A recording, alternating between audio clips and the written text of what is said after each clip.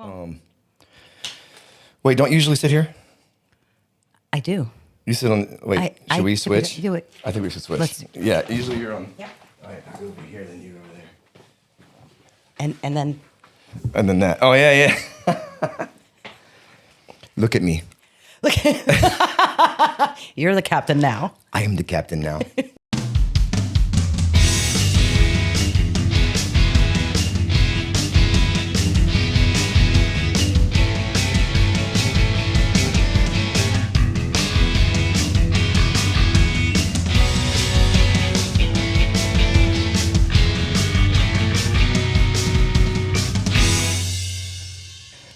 We're sitting down with Carla Simpson of Southern Maryland music scene. And this is quite a different episode, I would say. It is. Singer, songwriter, musician. I would even go as far as saying producer. Guitar player, bass player. I've even seen her play drums. Very well, too. No. She's a mom. And probably, I have to say, one of the biggest supporters in the Southern Maryland music scene. I would say biggest supporters in music, period. Like, if there's anyone I can name in my life that, like, in anybody's life that knows you, is your love for music. From, you name it. Any genre, if it speaks to you, you love it. I do. You do. Also, you know her as the host and co-producer, or I should say producer, alongside your spouse Jay Simpson for Southern Maryland Soundcheck, which is this Soundcheck. Yeah, you remember? Yeah. You have a really kick-ass page on Instagram called Southern Maryland Music Scene, and I read the bio on it, like your little blurb about it, dedicated to the local music scene in Southern Maryland and elevating local artists or any artist in particular, like just to give them that extra little love. Sure. Yeah, and which I follow and a lot of us follow, and it's just amazing. There's the amount of support. If somebody puts something out, Carla will be the first on the scene to repost that. More about that later for sure. Sure. You remember when you were in? Now we have this joke about Chris Farley's show, and he does that. So a lot of that's going to happen. But now I'm gonna butcher this name, even though you were saying it to me over and over. It's a hard name. I don't. Well, I'm thinking about it. When you. Yimwoo. Wimyu. Yimwoo. Ah. Yimwoo and its 30 Islands. Yeah. Was the name of the band. There it is. And you also have a group, an acoustic duo with your good friend and buddy, Becky Titus, called Titus and Simpson. Correct. And you guys have been blowing up a lot lately around here, so. We're trying. Yeah. So welcome to, I can officially say welcome to your podcast. Oh, thank you. It's so odd to be on this side. Yeah. And I've never done an interview like this before. I've never been on this side of this. And I appreciate that you... We had this idea a year ago. Yeah. Of coming back. This is the 1 year anniversary of Soundcheck. And we had the idea to do it again, because we had such a good time. You were my first interview for Soundcheck. You were gracious enough to go with me, even though I had no experience doing a podcast. And you were like, let's do it. Right on. Let's go. Yeah. So... it was a joke for about 6 or 7 months. And then we're like, for the anniversary episode, wouldn't it be cool if we got back together right where it started in your studio and had a conversation. Yes. About what's happened in the last year and even before that. Yeah, it was like absolutely to the T, right? Like a year ago, wasn't it? So thank you for agreeing to do this. Absolutely. Yeah, I was like, we kept talking about it. Like, is this going to happen? We're going to do that. We're going to make that happen. And I think we were supposed to hire a bartender to do that. And then we decided against it because we were both like, that may not be the wisest idea. Yeah. To get drunk. No, not at all. So yeah, you were... little bit more about yourself for your viewers or those who are brand new to your podcast. Okay. Again, this is Carla's podcast, and for those who are chiming in and maybe got a little confused, but I look a little different. Yeah. Are you wearing the same shirt from last year too? No, I'm not. Okay. No, I'm not. I was like, should we match our outfits from last year? You were wearing like the overalls, right? Yes, I thought about that. I thought, what if I get like a beard and like wear a flannel and, well, I am wearing a flannel, but, you know, like, Yeah. and nice you wore shirt, the by overalls. way. Oh, thank Yeah, you. Amateur Hour, yes. Great band, great local band. We'll probably talk a lot more about Sure. stuff like that. So, Sure. born and raised Panama. Correct. Panama City to be exact, Correct. right? What was it like growing up in Panama City? Wow. Nobody's ever asked me that question. Sound familiar? I'm on the hot seat now. I like you said, born and raised in Panama. It is Panama is culturally a melting pot. So lots of sounds, lots of different foods, different accents. It's a very small country, but it has such a diverse people. So I grew up, you know, it wasn't uncommon for me to get in the bus to go to school and listen to calypso or, you know, rock, salsa music, bachata, just all different kinds of music. So I was, from a very early age, I was exposed to different kinds of music and learned to love a lot of different styles, different genres. Yeah. I come from a musical family. On my mother's side, all of her brothers and her sister are musically inclined. They either play an instrument or they sing. Her oldest brother is the conductor for the symphony in Panama, the symphony orchestra in Panama, the National Symphony Orchestra. Amazing. So I was going to the theater to see him conduct, you know, classical music. So another genre that I was exposed to as a child. Okay, I was gonna say this is at a young age, right? Very, very young. What like age were you? I'm just curious. I'm sure curious. Shit, I was probably doing that since like 5 or 6. Amazing. So you're exposed to all these new sounds. Correct. Big, huge orchestra, probably in a huge, like theater or a hall. Yeah, of the some National Theater. So little Carla was like. Correct. And to me, it was just my uncle. You know, I'm watching my uncle conduct. Yeah. But all of those sounds, you know, they ingrained in me. I'm a huge. I listen to a lot of classical music to this day. If you like look at my phone when I'm listening to music, it's not uncommon for me to go from like Pantera to Bach. I love it. Right? That's awesome. How many people can say that? You know. Well, and it. I mean, obviously they're different genres and they touch me in different ways. However, there are times when, like, if the feeling is right, I could be listening to the Brandenburg Concerto and like rocking out to that.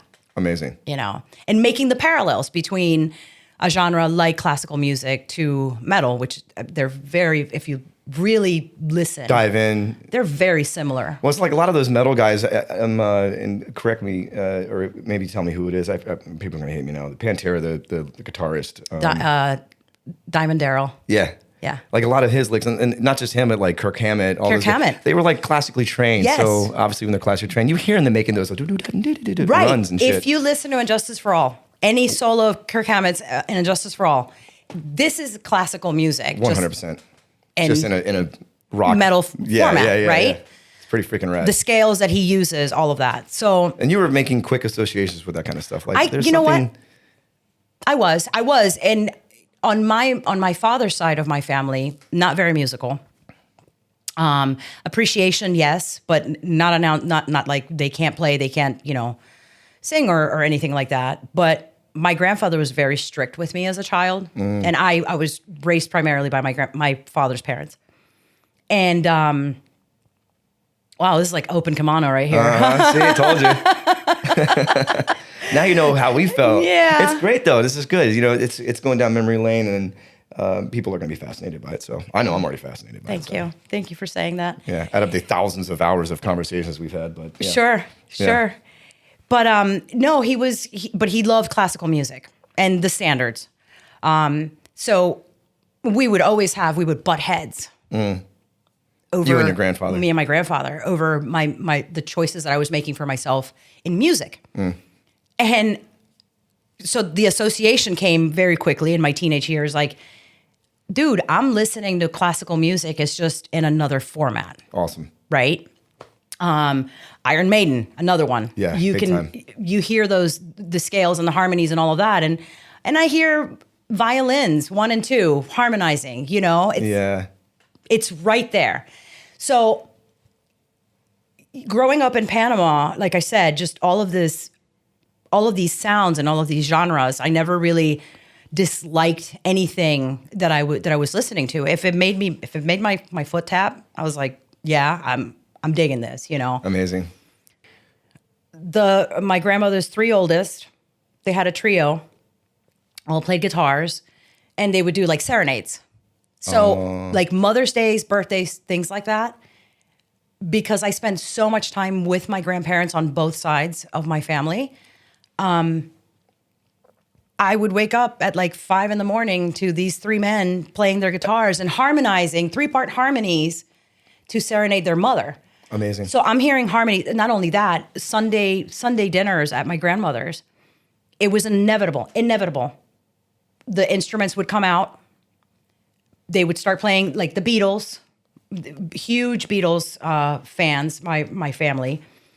And they would start playing, and I would hear, that was my classroom. I would hear them harmonize. So you're going to school, right? I'm going to school right there. Man. I'm like, this is not the melody. This is a harmony, and this is an additional harmony, and it's a weird one, but it fits. So my love for harmony came right there from those days. Carla can really harmonize a lot. I mean, if you know her personally, or if you don't know of her, but Carla can just hit a harmony. She can. What is it that Greg always says? You can harmonize with a to a fart. To a fart. Hi, Greg. To a fart. Yes. Yeah. You can harmonize a fart sound, man. Yeah. Yeah. You're really good. And I know if me, you, and Jay are out at a show and someone's singing a song, we're like leaning into each other, like singing the harmony. Get off my harmony, man. Like we always end up hitting the same pitch. Right. So you're phenomenal at that. Thank you. So yeah, one of the things that like I'm finding out now, and like when we did the reggae show, and you guys were so super awesome to invite me to sing songs with you guys, but finding people to harmonize with, and it's the same with Becky. Finding people to harmonize with, and you know, with Becky, I do leads, I do harmonies, and vice versa. But just finding people to sing in this way has been like super awesome for me. That's awesome. Yeah, it all spawns from little Carla growing up with family, and little Carla growing up with the family, and just listening to these amazing musicians, you know, do their thing flawlessly. Like nobody struggles to this day. Not the last time I was home, but the last time I was home, and everybody, all of my mom's brothers and sisters and sister got together. They were, I had, this was right after COVID, so 2021. And I had requested, you know, because they're getting up there in age. So I had requested that everybody would get together. I wanted to see that. I wanted to capture that moment one more time. Awesome. Because the older we get, the more we're like, if I could, go back and. Yep. So they brought their guitars out and they started singing, and I'm hearing some songs that I've been listening to since I was a little child, and it was really, really cool, and not just nostalgic, but it was like, these are my roots. And maybe back then I didn't acknowledge that, you know what I mean? Or maybe I didn't understand and make that connection. Yeah. But to see it as an adult was like, yeah. Yeah. How many uncles were there? Just 1 or 2, 3, 4? No. 20? This big family. Yeah. So total 8. Wow. My uncle Jaime, who passed away in the early 90s, he was a cellist. Okay. He played the cello in the symphony With my uncle. Cool. Okay. Yeah, with his brother, his brother was right. Okay. And they had a choir. So my uncle Jaime, he was a big influence on me when I was a kid. He started a program for children, so like an academy, and come learn how to play the piano, come play how to learn how to play the flute, the violin, whatever, And part of this was also a children's choir. So obviously, all of my cousins and myself, we were in this choir, and we'd go to this academy like 2 or 3 times a week, and we started getting gigs at for the Christmas pageant at such and such bank, and they need a children's choir, so we would go sing, and we actually ended up doing there was a national production of Amadeus. Not Amadeus, the Messiah, Handel's Messiah. Oh, but it was a remake. It was like a weird futuristic remake. Not weird in that it wasn't the traditional Messiah. sure. It had the National Ballet. It had the National Symphony Orchestra. It had there was a big choir. It was called Musica Viva, live music. Or Music Alive. It has multiple meanings. Cool. That's a great name too for like a show like that. Yeah. Musica Viva. Yeah. So, and then us, the kids from the Arsenisha Academy. And so yeah, I was 7. I was 7 and on stage at the National Theater. Amazing. And had no clue. I'm just singing songs, man, Right. Now that I think about it, it's like, you played the National Theater when you were 7. Put that on the bio. You know Right. what I mean? I mean, technically you can. Yeah. Yep, I did So at it. a young age, you were already performing in front of thousands of people. Already performing. Yep. That's amazing. And this is Handel's Messiah, right? You guys are Handel's singing. Messiah. Yeah. I wish I still had my program. I had, as being the little kid in the production, all the adults were like, oh my God. And so I was going around hey, can you sign my program? Oh, I love it. Yeah. You've got to find it. I'm sure you can do it. Oh my God, I wish I could. I don't even know where that is, but I've moved so many times that it's just, I've lost a lot of things along the years, but it's a great memory. Like my grandmother, my mom's mom, she made all of our costumes. Wow. For my grandmother, my mother's mother, amazing woman, phenomenal, was never classically trained, never took any training of any kind in music. Pitch perfect. Amazing. Pitch perfect. She would sing in the kitchen, dance in the kitchen, and so I would hear that all the time. Pitch perfect. Tempo, not so much, but pitch perfect. So very creative family, and it was just, we're all of us cousins are in some way, one way or another, we are artistic. Yeah, as I say, you come from a very, very musical family. It sounds like.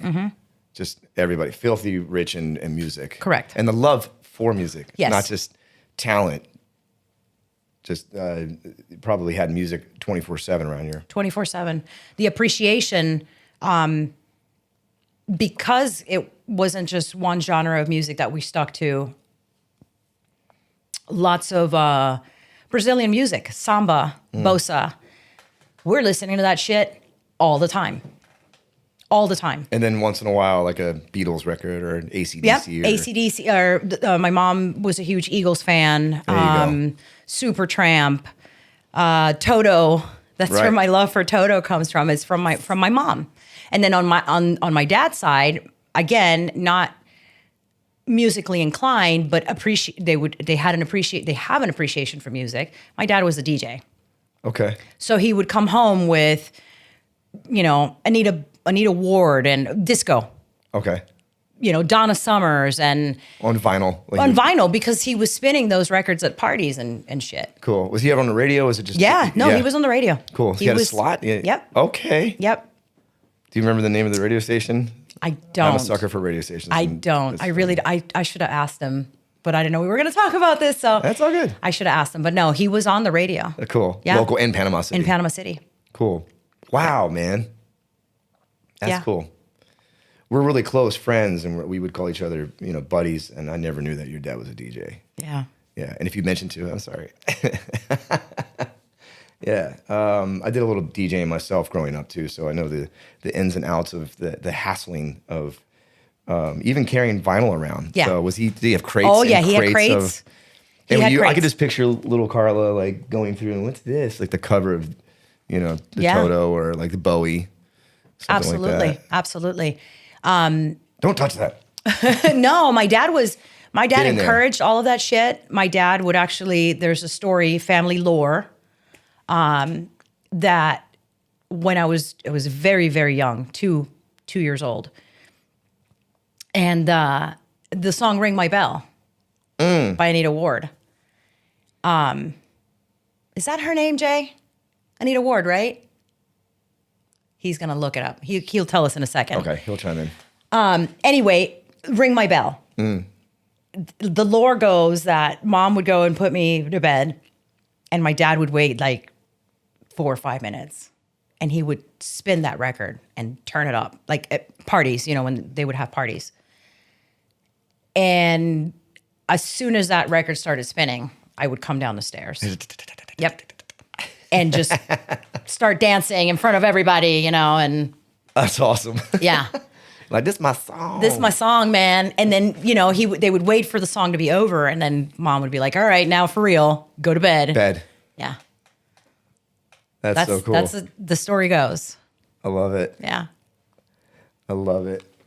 And you obviously there was like vinyl around the house too. Like you had a record Yes. player. Did they ever let you touch the record player? So Or I had were you able to? I had my own record player. Okay. I got to a point where it was like, yeah, you can't be messing with our, our techniques, super expensive radio, so record player. So they went and got me something that I could travel with because I was a nomad as a child. I'd go from grandparents to moms to cousins, uncles, the whole nine. Love it. So I'd take my little record player with me. And I remember the very first vinyl record that I bought for myself was Madonna's True Blue. Nice. And then I bought like a bunch of 45s, and one of them, I want to say it was Heart in the 80s, But yeah, I had a bunch of 45s and then, from there it was like the Police. I started buying, every record that I saw that I was like, oh, I know them. I like this. Yeah, your musical library, not only like for the love of it, but Yeah. it just started to grow. Yes. You're like, well, if I like this, I'm going to go into this. If Sure. I like this, I'm going to go into that. And so. So it was, it was the 80s. So a lot of great music, lots and lots of great music. And now I'm getting into my own thing. I'm getting like, I'm not listening to what my parents are listening to. I'm starting to gravitate toward that, pop and rock. The Police was, that was the moment, and we talked about it during the first episode of Soundcheck. Yes. Where Outlandos d'Amour was like, this is mine. This is mine. This is my music now. Okay. And I would listen to it. I didn't have it on vinyl, but my cousin, one of my oldest cousins, she was like, let's put this record on while we're doing whatever at grandma's house. Cool. And she's not a lot. Sorry, Oriana. She's older than me. So she was probably, in her teens. And she puts on Outlandos d'Amour, and So Lonely comes on. And I remember going, just jumping up and down like I love this. Like, what is this? And I was like, can you please make me a copy of your cassette tape? And she did. She made me a copy, and then it was like little cassette, and I was just playing that nonstop. Nonstop. Wore that thing out. From there on, it was like, at that time in the 80s, rock in Spanish was getting really, really, it was having its moment. It's, you know, and there's a band from Argentina called Soda Stereo. It's probably the most famous band of rock in Spanish. And that was another one that was like, this is mine. I'm buying all the records. I'm buying all the cassettes. I'm buying the magazines. I'm like, if they're on the radio, I'm turning it way the fuck up, you know? Yeah. Learning all the songs. And to this day, like a couple years ago, I bought their entire collection on vinyl. Dope. Yeah. That's amazing. Yeah. So we all experience this way. There's something about music that just, it's timeless. So when you hear like, so lonely, so lonely, Yep. You're like, do you go back? I do. 100%. I do. Jumping up and down. Yep. And you probably still do that in the kitchen or something. I do. Like that. I do. Like, hey, Jay, put on that record. Coming up. Drop the needle. Your whole, so out of your whole family that is just super musically inclined. I mean, even if it's from your grandmother, if it's your uncles, who would you say had the biggest?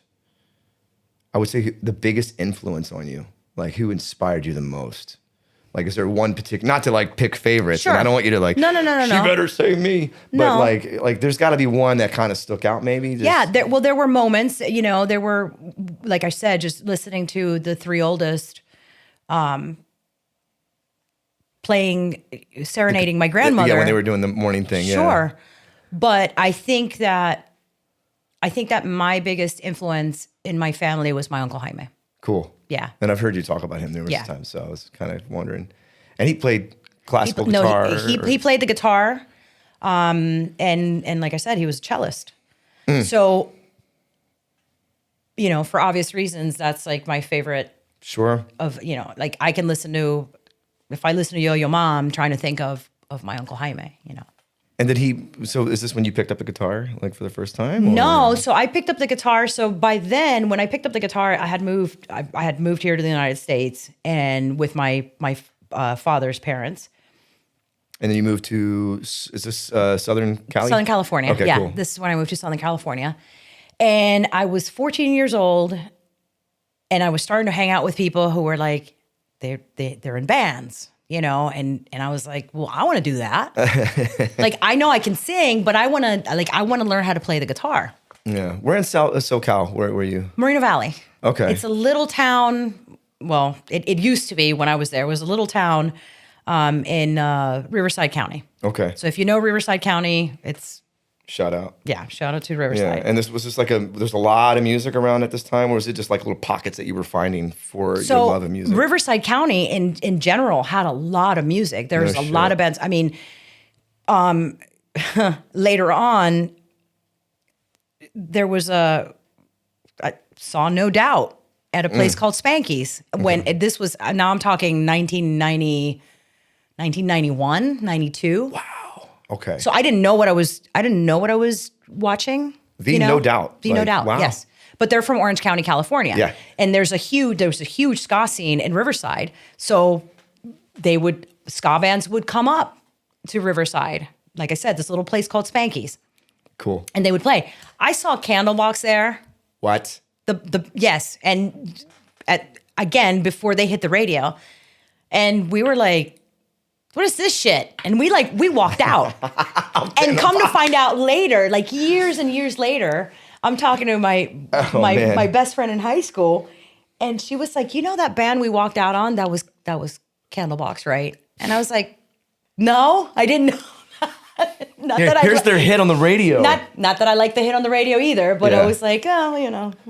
But yeah, so music, it was not just ska, but then there was like rockabilly, and lots and lots of punk music. And Southern California in general, West Coast, I should say, like a lot of that's pushed eastward. Sure. It's like there's like experimental rock and Yep. just like things you've never ever in your entire life Jane's heard. Addiction. 100%. You know, bands like Jane's Addiction, for example. I mean, And you're getting absolutely just Yes. drenched. 100%. Moving from Panama to Southern Cal. 100%. So I had the bases when I came to the United States. And of course, you know, I did go through my little brief pocket of like pop, you know, like New Kids on the Block and shit. You know? I was wondering. Yeah, come on. So I think this was like in the 8th grade, I started hanging out with a bunch of hippies and metalheads and, you know, skankers and all kinds of things, you know. And so now I'm listening to ska. I'm listening to the Misfits. I'm listening to, you know, Bauhaus and just all kinds of Depeche Mode and all kinds of things. So I was like, I want to be in a band. I want to be in a band. I want to learn how to play the guitar. So one summer I go back to Panama to visit my family, and my grandmother, who's the mother of all of these musicians, I tell her, I said, I really want a guitar. And she was like, let's go to the music store. Bam. And she bought me my first guitar. It was Your grandmother bought your first guitar. Oh. nylon string. Didn't even know how to tune it. 2, 3, and.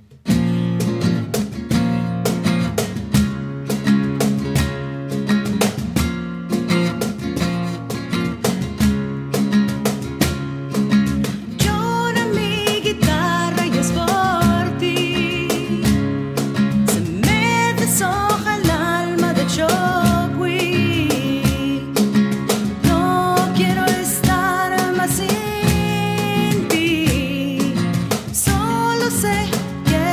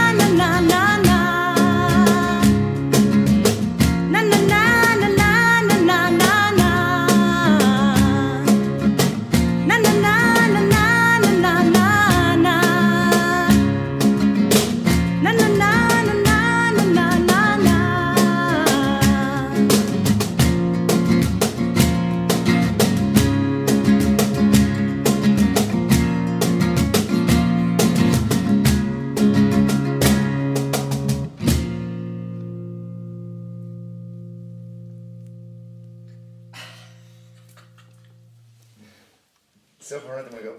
I know. Nice. How's that in there? Didn't even know what tuning was, how to do it, none of it.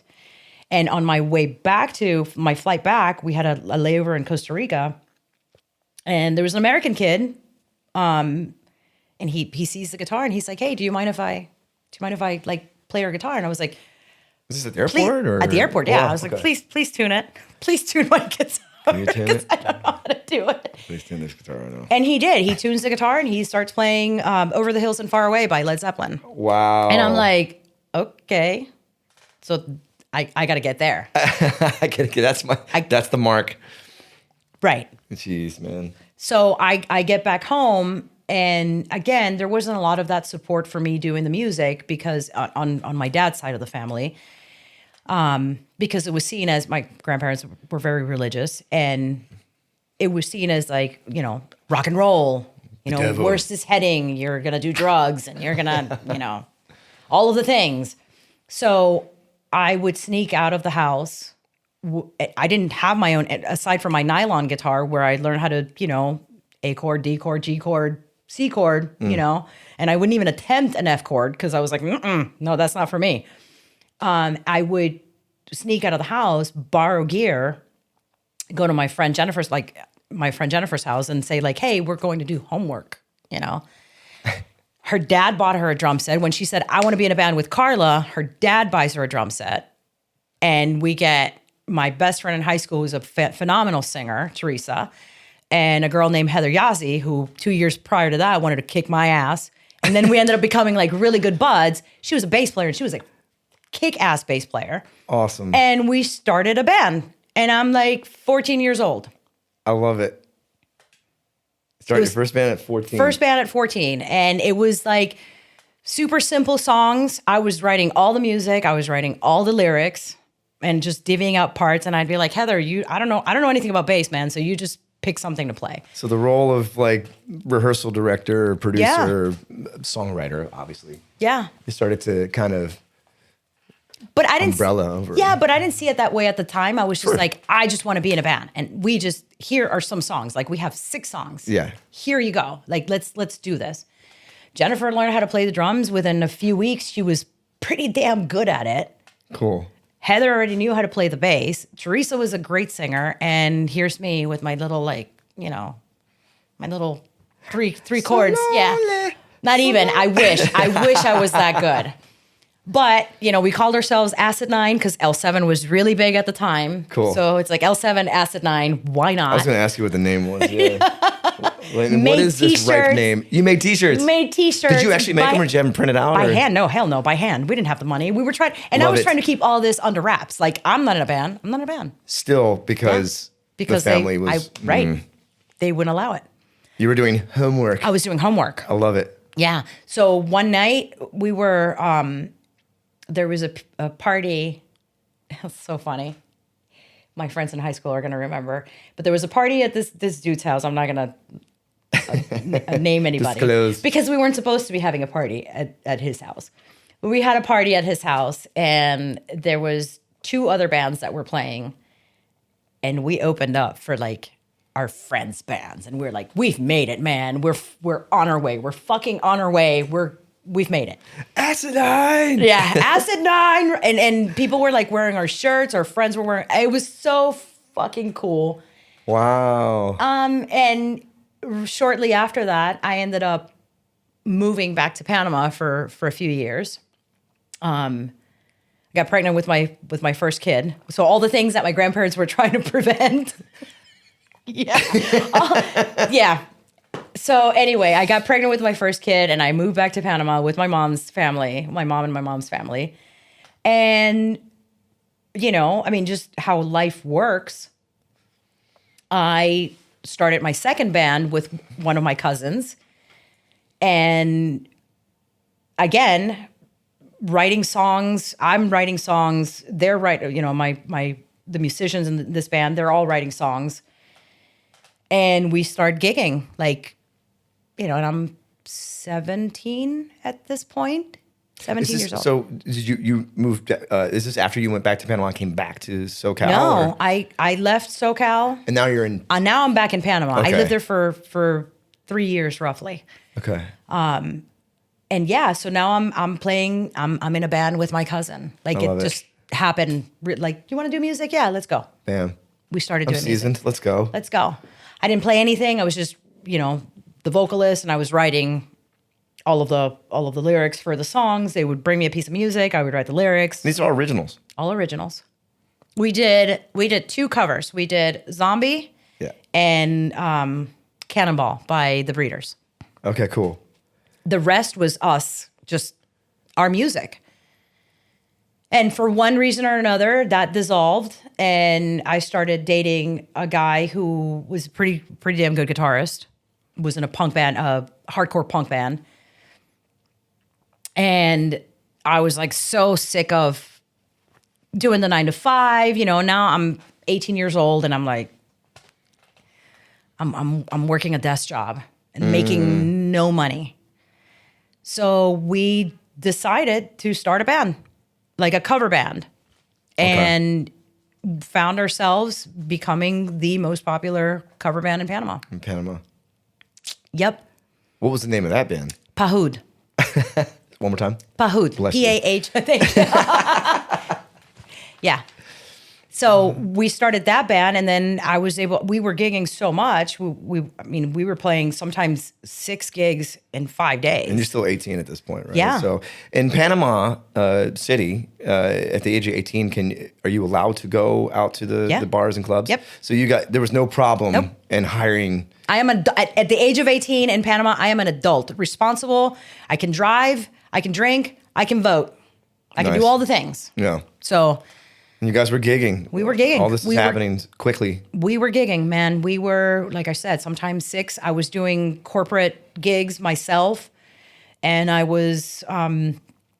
got tapped to do a bunch of jingles for commercials. Rad. So at one point, you would turn on the TV, and there would be, 3 commercials back to back.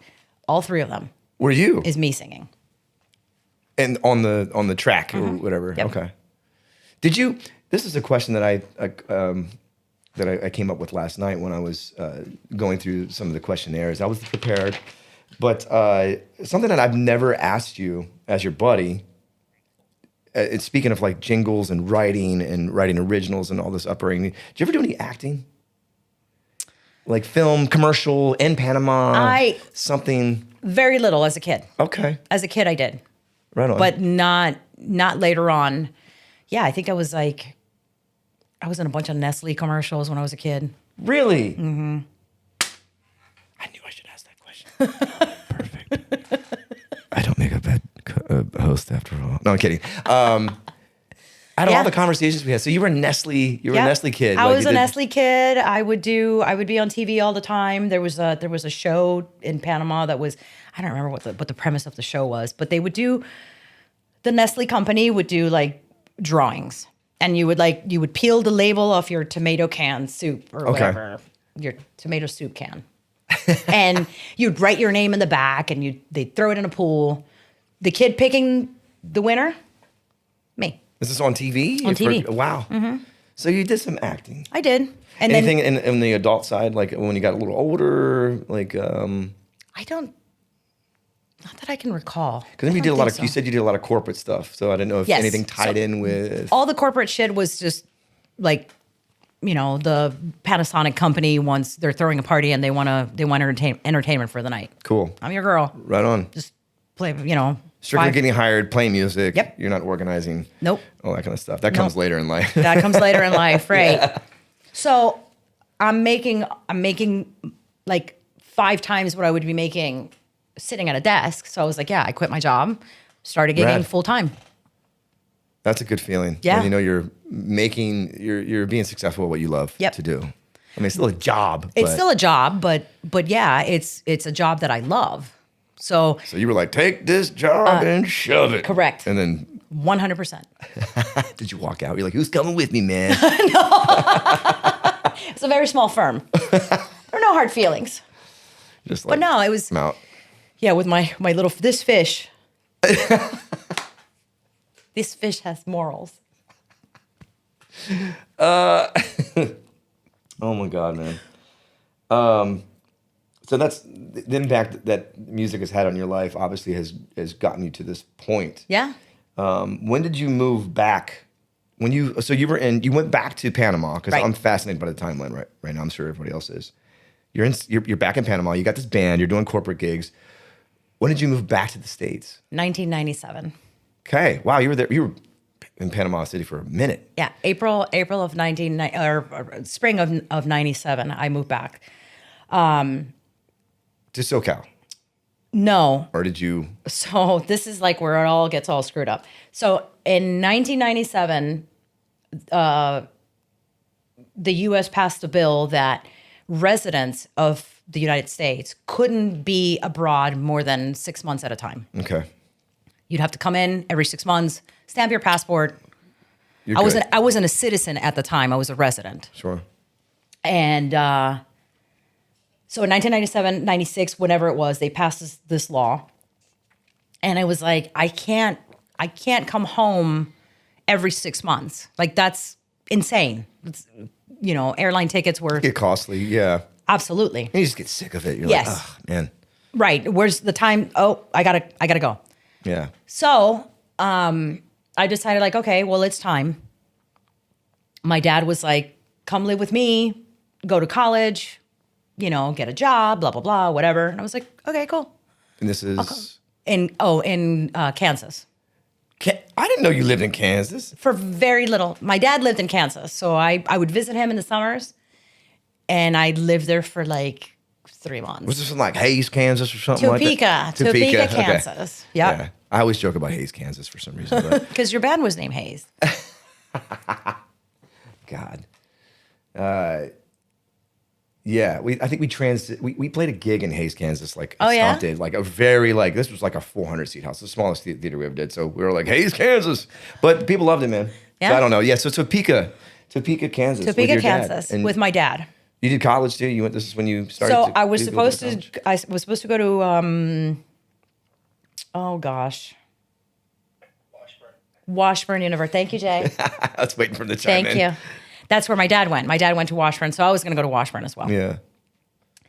But I kind of had this feeling like, college isn't for me. Like, my dream of college was going to USC, University of Southern California. Sure. That was my dream. And when I didn't do that, I was like, I don't want to go to college. Yeah, I'm done. Yeah. So in the month between, I'm gonna tell all our secrets, Jay. All our secrets are coming out. In the month between me coming back to the United States to live with my dad and start going to Washburn, and so 30 days prior to me leaving, I'm doing one of my gigs on a Wednesday night. On a Wednesday night, I'm gigging, and this guy comes up to me and says, "Hey, would you?" At that time, we were doing Santeria. Santeria hadn't even hit; it had just hit MTV. Okay. But because of the people that I was hanging out with, we're listening to Pennywise and Social Distortion, blah blah blah. This Sublime CD comes out, and now we're copying it, and we're recording it in the tapes, and we're passing it around. And I end up with a copy of the Sublime album. 40 ounces. No, the Sublime. The Sublime. Oh, And I'm word. like, shit, I really like the song Santeria. So when I go to my bass player, who was the director of our group, of our band, and I said, hey, have you heard this Sublime song Santeria? And he was like, no. I play for him. He's like, we're doing it. So the next week we learn it. Cool. So we're playing it before it hits MTV. And anyway, this guy comes up to me, American guy comes up to me, and he's like, hey, you guys, like, I heard you guys play Santeria. Will you do that song? And I was like, oh, I'm so sorry. We just did it. Like, we just did this song. Yeah. And he was like, okay. I said, but if you come back on Saturday, right here, we play right here on Saturday. If you come back on Saturday, I will make sure that I play the song for you. Cool. So go back, do my thing, finish my gig. Next Saturday, I see the same guy walk in, and I tapped my bass player, Cesar, and I was like, hey, Santeria. And he's like, later. And I was like, no, Santeria, right now. And he was like, okay, all right. What got up your ass? Let's go, you know? So we start playing the song. And before I start singing, I say, this song goes out to my friend Jay. And afterwards, he's like, oh my God, I didn't even know that you would remember my name and blah, blah, blah. And we started talking and where you go, you know, where you from? I said, I'm from all over, but I'm on my way to Kansas. And he was like, yeah, all right, cool. You know, let's start hanging out. Can we hang out? Sure, let's hang out. So we start hanging out 30 days to the day when I was leaving. And oh yeah, this is in that window. And I was like, well, shit. Now what? Like, I like this guy. I really like this guy. But he lives in Alaska, and I'm going to Kansas. Wow. Right. So, long story short, too late. We basically dated for that month in Panama, and then for 2 additional months on, like, long distance. And then I moved to Alaska, and we got married. And It's right my there. producer right there. There he is in the background. I don't know if you can see him. Yeah. So getting to Alaska, you know, I mean, obviously it's springtime in in the continental United States, and now I'm going to Alaska. Amazing. And it's like, I have no idea what I'm doing, but I've always been like that. And you and I have this conversation all the time. Life is an adventure. Just go for it. Just go. Just go. Sometimes you got to just dive in. Yep. And So that's I what was happened, like, huh? we're moving. I'm moving to Alaska. Let's Going go. to Alaska. Going to Alaska. So I This get Anchorage or Anchorage, yeah. Yeah, right on. 100%, man. So I get to Alaska, and it's like, I don't know anybody. I don't know anybody but him. But just so happens that one of my cousins on my dad's side of the family, his best friend lived in Alaska. So my grandmother was like, hey, just so you know, Javier lives in Alaska. You may want to get together with him, you know, just somebody that you know. And I didn't really know Javier, but I was like, okay, yeah. Is Javier close by near Anchorage? Or? He was like 1 block away from where I lived. That's insane. Yeah. I was going to say, it'd be something else if, I can't remember any other cities in Alaska, Right. but if it was like, Seward Alaska's huge. and- Yeah. Just, you No, know. he was 2 blocks away from me. What? So we start hanging out. Javier is a musician. Wow. He's plays the guitar, and he's a fantastic songwriter. So he realizes that I'm a musician, and he's like, well, you want to start like just doing little gigs here and there together? I'm like, let's go. And then when did you realize that Jay was also a musician? Like, is this like... Well, when you guys were rapping and and we dating had and had stuff, those yeah. conversations. He was like, yeah, I'm a drummer. One of the things that was so great was like, I was getting a lot into industrial music at that time. And prior to that, but at that time was when,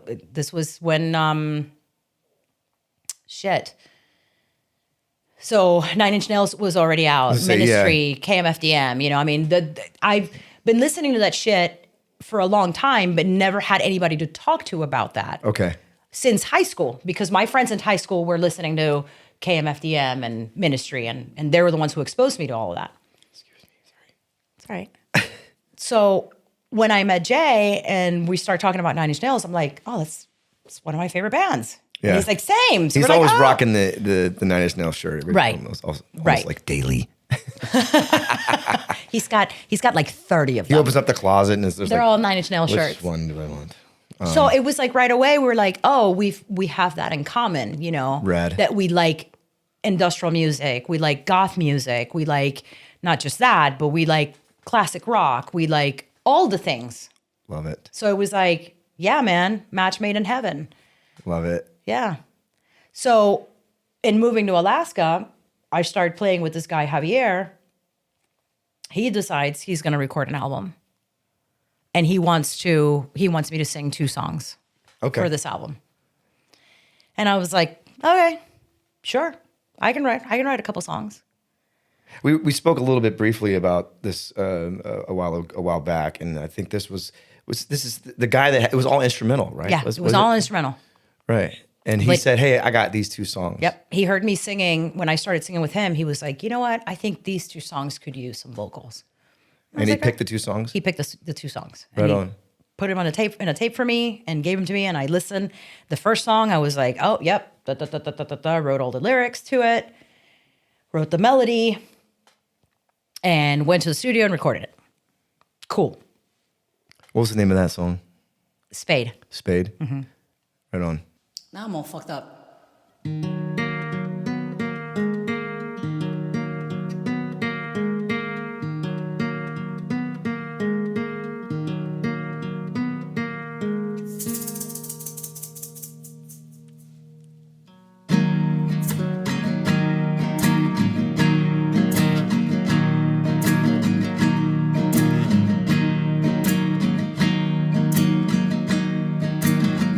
Hoy me he despertado queriendo huir de aquí, lejos de tu opresión y de tu vieja ambición.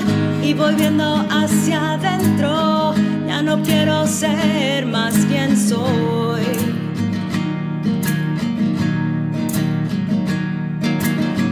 Y te miro a lo lejos, aún no recuerdo ni tu voz.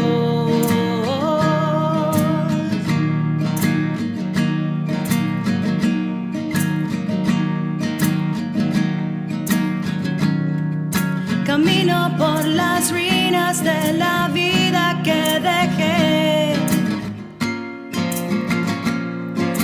atrás.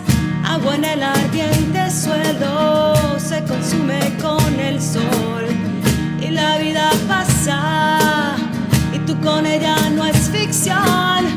Usa tus sentidos, corta ya los ciclos del dolor.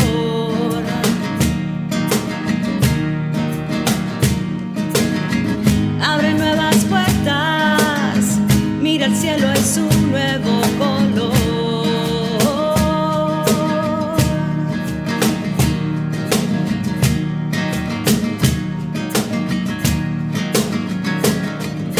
Camino por las ruinas de la vida que dejé atrás.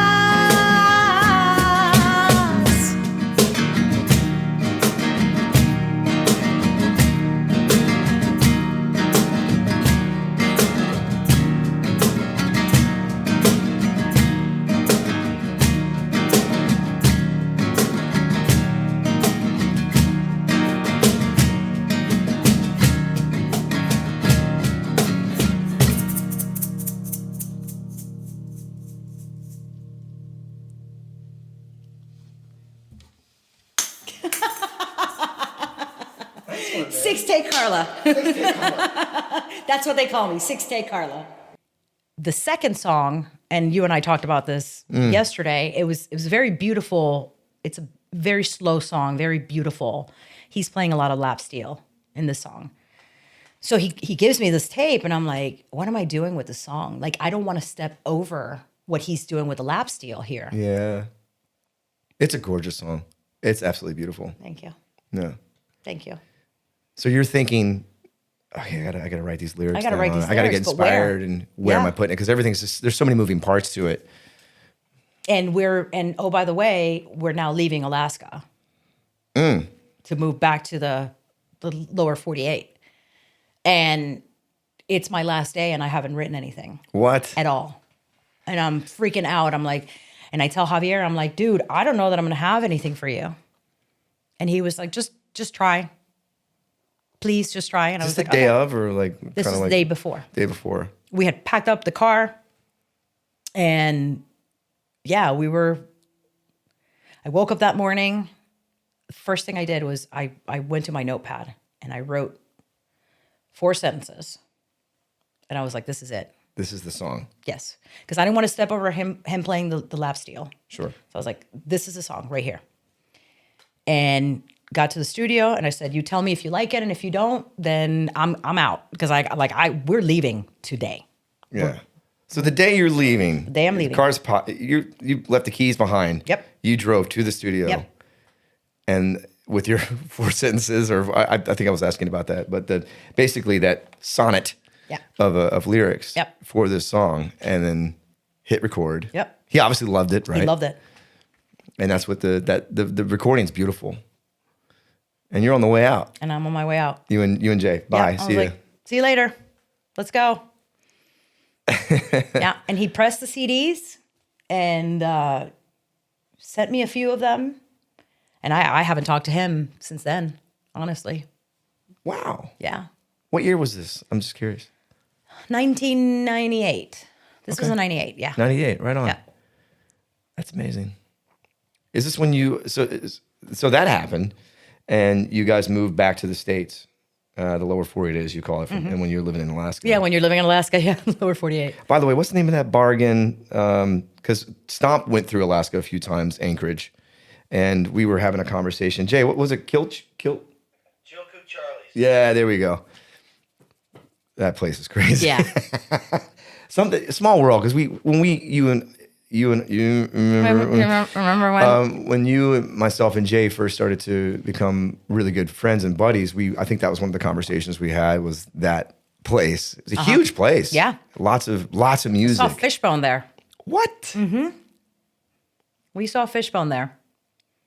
That's It was like super intimate for what it is, for a band like Fishbone, but it was rad. It was so rad. so cool. Yeah. What a musical, there was something I remember specifically about Anchorage, was how amazingly in tune to music and the arts that the people were. Yeah. I mean, Anchorage was awesome. They loved it. I mean, I was like, I could live here. Yeah. The thing about Alaska is that because, I mean, you're remote. You're 100% remote, right? Yeah. So they starve for the arts. Yes. So when a band like Fishbone comes, I don't care if you don't like Fishbone, you're going to go see Fishbone, because what else are you going to do on a Friday night in downtown Anchorage than to go see Fishbone? Yeah. Yeah. The Chili Peppers were, way before I got there, Jay tells the story, that the Chili Peppers were supposed to play in Alaska for a New Year's, was it? Right? Something like that. Yeah. And they canceled last minute. And people were so pissed. They were pissed. They were so pissed that they were buying Chili Peppers and the stupid shit that people do, stomp it on the ground because we're going to boycott the whatever. They were doing what a that waste shit. of peppers. Well, exactly. But that's how much Alaska starves for people Amazing. to come up. And so your quote unquote smaller acts that go to Alaska, fuck, you sell out two nights in a row. Amazing. I want to go back there so Yeah, bad. me too. I really want to go back there. When you moved out of Alaska, is this when you and Jay transitioned to Maryland at this point? Or was it kind of a couple little boops, and then you ended up in Southern Maryland? We had a pit stop in Nebraska. Omaha? In Omaha. 311. 311. Yes, sorry. home of 311 and Bright Eyes. Yay. And that was a blip on the radar, and we weren't there very long, and then we moved here. Cool. We got here in 2001. Right on, man. Yeah. Right on. Yeah. Right on. So you're in Southern Maryland. You're doing the damn thing. You mentioned earlier how much Beatles was a huge influence. I think you said influence to the family, but Yeah. obviously, if there's anybody in the world that is probably the biggest Beatles fan, I'll say Carla Simpson, 100%. Like 1,000%. If they had like a Beatles trivia, they would probably have you on the do not let in list, because you would win everything. Yeah. So your love for the Beatles, you obviously a lot of you know, but for the ones that don't know, not once but twice now have put on a kick-ass Beatles tribute show locally here. Yeah. And people are raving. I mean, there's times like me and Jay are hanging out somewhere randomly, and it happened the other day at the rec show. We went and saw Maldire and a bunch of other beautiful bands. But we were outside taking a break or whatever, and random guy just comes up and says, "Man, I think it might have been the Pink Floyd show." It was the Pink Floyd show. It was the Floyd show. But we get the whole thing with the Beatles as well. With it, yeah, people just come up and go, When are you doing the Beatles when are you show gonna do again? it? Yeah, man. Kick That ass. just happened at Port of Leonardtown. Becky and I were playing there last weekend, actually, and somebody came up to me. They're like, "Are you doing the Beatles thing again?" I was like, "Oh, not this year, but maybe next year." Yeah. Yeah, I mean, it was. So when I said producer hat earlier, Yeah. that's another form of producing like that you do. I mean, and these aren't just like, let's just get a bunch of bands together and just, let's just tell stories, honey. You know what I mean? Like, I hope you brought your coupons. I like how Rhonda makes an Makes appearance. I had to. Quick fill them out. Yeah, it's not like some people, I think, me personally, I've put on shows before, and you and I have had this conversation where like people don't understand the degree of where like the bar is being set for something like this. And all the things that you have to think about. That come into but when they come and see it, like, oh, we'll just go, it's probably just a bunch of bands playing Beatles things. They actually come and see the show and they're like, holy crap, I didn't realize the production value and like just the quality of the show that you've put on. Yeah. Well, the first one was we had just gotten done watching Get Back that was on Apple, right? On Apple TV, the documentary. Yeah, great, fantastic Documentary. Learned so much. And we had just gotten done watching that. And I turned to Jay and to Miles, our youngest kid. And I'm like, you know what this town needs? A Beatles night. Love because it. I want to go and I want to sing all the songs and I want to get drunk and I just want to like enjoy them. Because I'm never going to get that, right? I am never going to get to see the Beatles. And I don't care if it's, authentic or if it's your own, it's Beatles music. I don't care. Yeah. So I was like, we need, just I declare that we need the Beatles night. Correct. Just throwing it out there. Yeah. And you put a kick-ass show together. I mean, for those who don't really realize, it wasn't you. The first round, I believe, you had bands. You picked the bands that were in it. I picked Maldire, the Runaway Guns, Jeff Rias. So they were the Nowhere Men. Mm-hmm. It was a duo, and Squid Ink, and Miles Bandana, right? Miles Bandana, and then I created this little group with a bunch of musicians, local musicians, and called it One Night Only. Oh no, for short.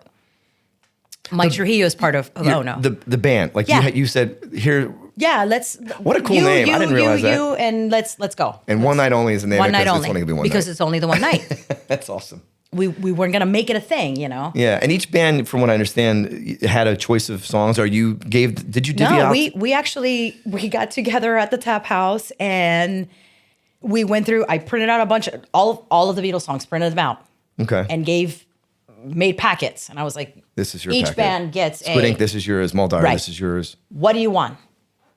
And people went, "I want this. I want this." And surprisingly enough, there wasn't like 3 bands that wanted to do Helter Skelter. There was one band that wanted to do Helter Skelter. That was Maldire. Yeah, 100%. Of course, right? So people picked the songs that they wanted, and whatever was left, I said, "We'll do. Ono will do those songs." And I mean, they have 200 songs, so we didn't do every song. Their catalog is ridiculous. Yeah, just 45-minute sets, and the first one sold out. I was expecting 50 people, 60 people, and when the girl that was working the door, she's like, we don't have any more room for anybody. We have sold every ticket. I was like, it's just like that scene in Wayne's World where like people just show up and with RVs. Yes. I was like, what the hell? That's amazing, what the hell? Dude. Right. So this was supposed to be a one and done. Mm-hmm. This is the first one. This was the first one I put together. You got it out of your system. Got it out of my system. And then it was like, talking to Mike Trujillo, I'm like, should we do it again? He's like, yes, let's do it. Absolutely. Let's do it 100%. again. So we did. We did less bands, little longer sets, less bands. One Night Only again, Runaway Guns again, Squid Ink. The Dynamos were supposed to play, but they got rained out, and I'm still very upset about that. And a band called Otho, who the singer and guitarist of that band actually recorded the one and only Yimwu album that we recorded and put out. Wow. Okay. So it was like one of these, full circle, man. Right. So, and I hadn't seen him since we recorded that album. So anyway, we do the second night, and I was like, well, I don't do the same. Months later, right? Like This was a year later. A year later, okay, like sure. almost a year and a month later. Gotcha. And I was like, well, we don't do the same. I don't like doing the same bit twice. Sure, no. So I'm like, how do we do this show where it's like even, I don't want to say bigger and better, but just how do we change it so that people are like, this isn't what I saw last year? Yeah. Yeah, you want to stir the pot a little bit so people are like, it's not the same damn thing. Correct. Sure. And I was like, I'm going to get me a string section and I'm going to get me a brass section. Go ahead. And I started making phone calls and I was like, hey, Cosmic Symphony. I called them and I was like, I need a trombonist, I need a cellist, I need a couple violins and a viola. I also need, like I said, trombone, trumpet, and a saxophone player. And they were like, sure. So Cosmic Symphony puts out an email to all their members. And slowly but surely, I started getting, a trombonist, a cellist, and then Chris Baker. I was like, Chris, can you please play with us? Yes. She was like, absolutely. 100. So she played the saxophone and all the other things that she plays.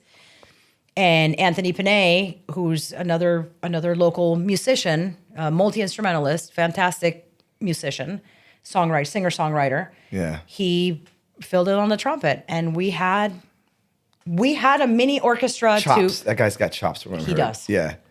We had a mini orchestra to do songs like and now I'm drawing a blank.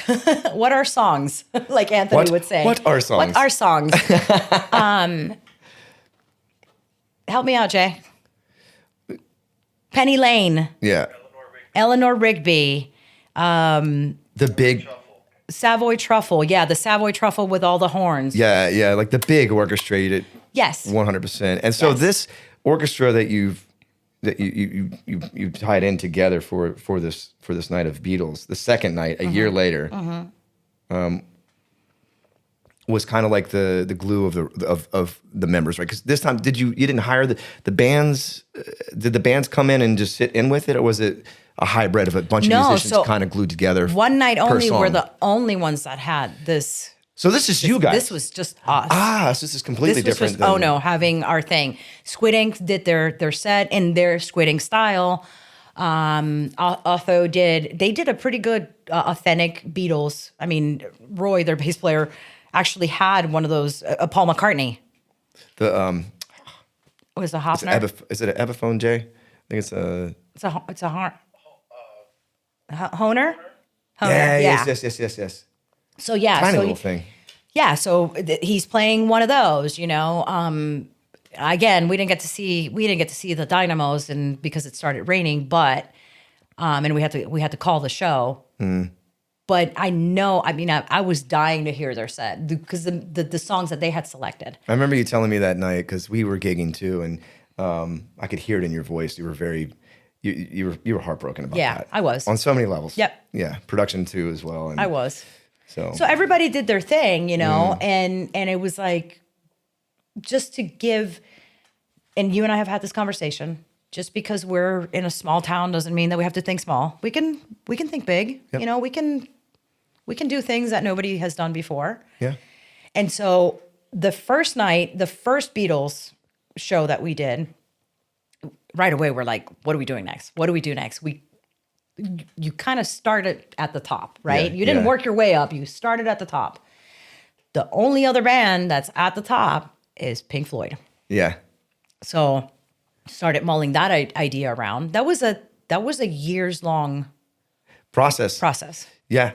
I remember when you guys floated the idea. We had just become really good friends. And you asked me like Pink Floyd, and I was like, man, that would be dope. And I'm sure you started to put little feelers out. Yeah. What do you think about Pink Floyd?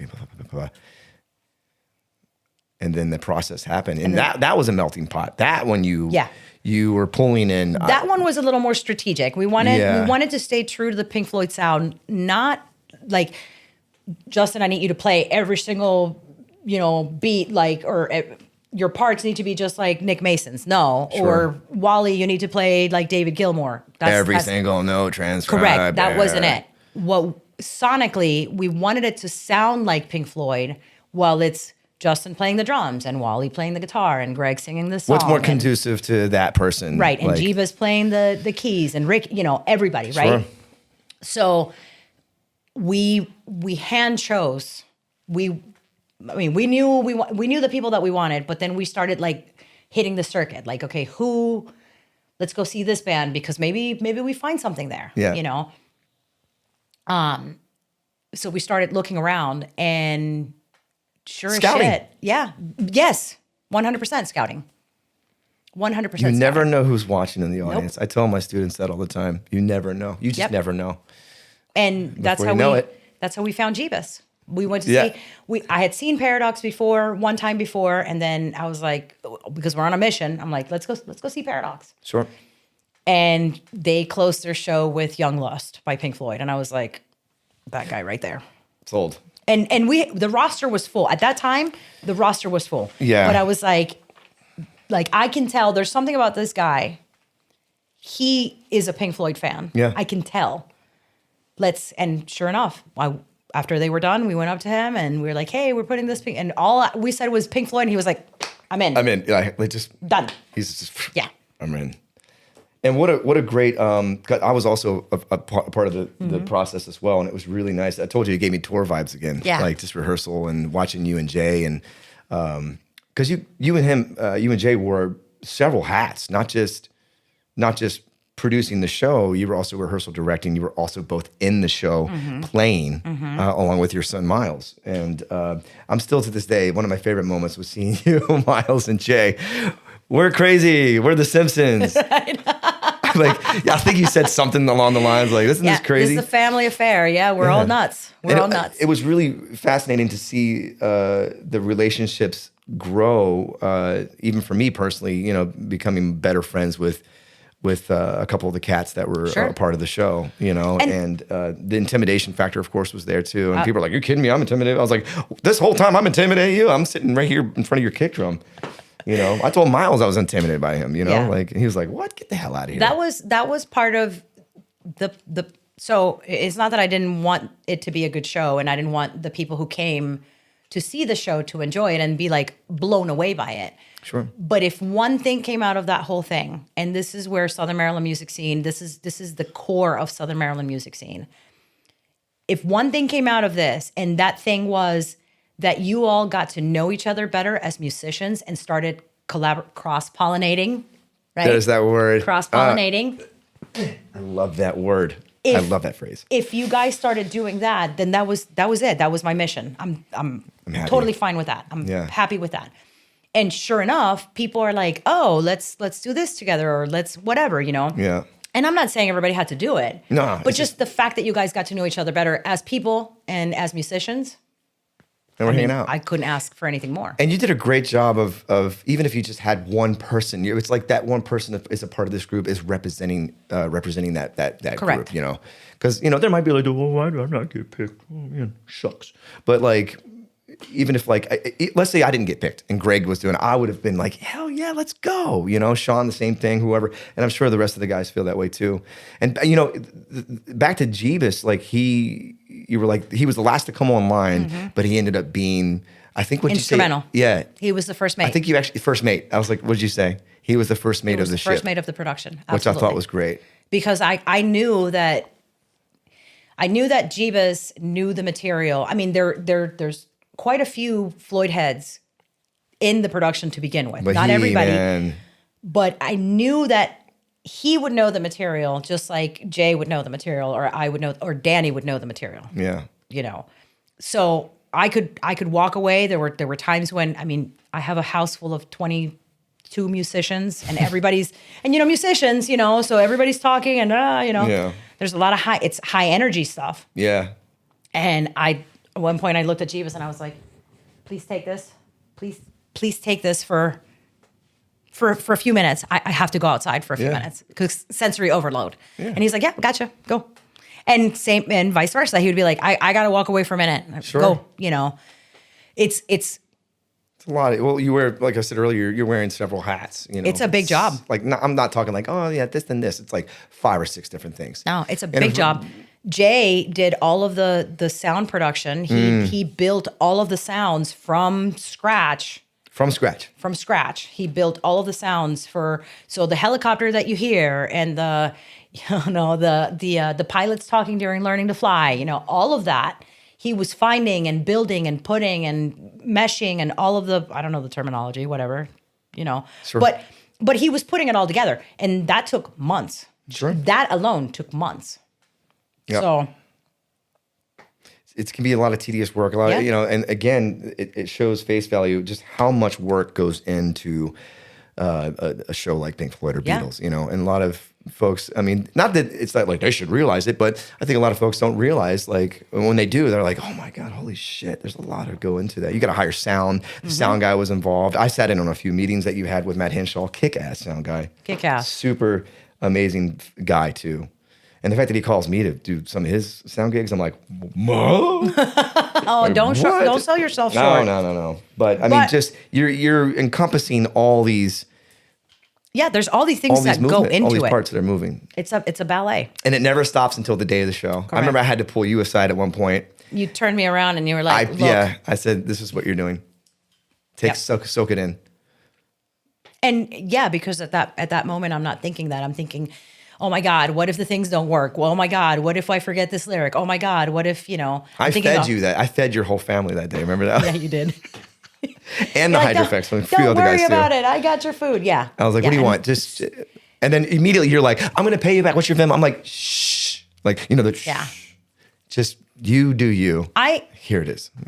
I appreciate that. And that's another one of the things that has come out of running Southern Maryland music scene is the relationships that I have forged.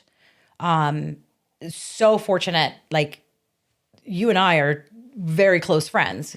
But not just that we're close friends, but that you have that mindset that you're like, at that moment, you're like, turn around. Yeah. Look at that. You did that. Yeah. Enjoy it. This is you. Right. And I'm like, oh, because I'm not thinking that way, So you're giving me a gift by doing. And I remember telling you the last thing I want you to realize is you get home and you're just laying in bed and you're like, did that just happen? Yeah. Which I'm sure you had that cross your mind. Sure. But I want someone to stop me in my tracks and be like, just for 2 seconds. Yeah. Even if it's 5 seconds. Yeah. Just soak it in like a sponge. And then, okay, carry on. You know. I don't know if that was me tapping you on the butt. Carry on. Yeah, right. Good game. Go on. Good day. Well played, sir. Well played. So yeah, it's I've developed some really cool relationships with Southern Maryland music scene, and I've gotten to know so many people. You have kick-ass friends, even the ones that I haven't met and I meet. I'm like, if they're friends with Carla, like they're just kick-ass, man. Yeah. Yeah. Friends that I haven't met that my dog has met. You know what I mean? Right. Carla's dog sat Jet. Everyone knows Jet to the point. He's actually sleeping right next to us right now. He's being a good boy. And Carla is Jet's godmother, which I love. Yeah. And then I think we took a step further. Your whole family is the God family. Yeah, I the guess God you'd say. family. Mm-hmm. But anyways, yeah, it just goes to show how thick the pot goes. You know how deep and thick the sauce is, and with your friends, they're just kick ass. And I look forward to more of that. More of those cross pollinations, more of that. I mean, I have ideas. I have so many ideas, and you and I have talked about them, and I'm not going to reveal them here just because I still want them to come to fruition. Yes. Exciting, man. But it's I love that. I love like people collaborating and people, getting to know each other, and not just musically, but as people. Yeah. And that cross-pollination. Yeah. And you wear a lot of hats, not just with shows and music too, and just in life in general. More shows that you've put on. I mean, I reached out to you, I think it was last year for a benefit. Mm-hmm. And I think we did it for suicide awareness. Yep. Rock with me. Rock with me. And because I remember myself, Mike Trujillo, and Megan were talking about it was Megan's idea. She wanted to speak it in. I was like, what you're doing right now is you're speaking into existence. Sure. So anyways, we started to get closer and closer to it. Anyways, I was like, we should get Carla on board. I don't know if she'll do it or not. But I remember calling you that day. And you called me. I mean, I wasn't even through the first sentence, and you're like, sign me up, let's go. Yep, I'm doing it. And I mean, you just took it to a whole new level. Well, so... And it's not the only first thing you've done. You've done benefits in the past, too. You've done 1,000 ones. So 1,001. Yeah, I will. I'll help wherever and whenever. Like if I definitely will. If you come to me and you say, "Hey, I'm thinking of doing this," blah blah blah, sign me up. I'm there. Whatever I can do. You need me to pass flyers, I'll pass flyers. I don't care. Yeah. Whatever you need me to do. But in the case of Rock With Me, suicide. This benefited the American Foundation for Suicide Prevention. Right. We all know somebody that we've lost to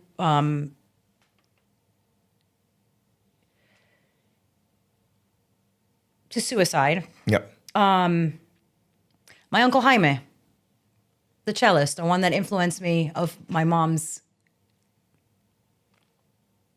brothers and sister, he died by suicide. So to me, it was a no-brainer. It was like, Right as soon away. as you said, I was like, yep, let's go. Let's do it. We're doing it. Yeah.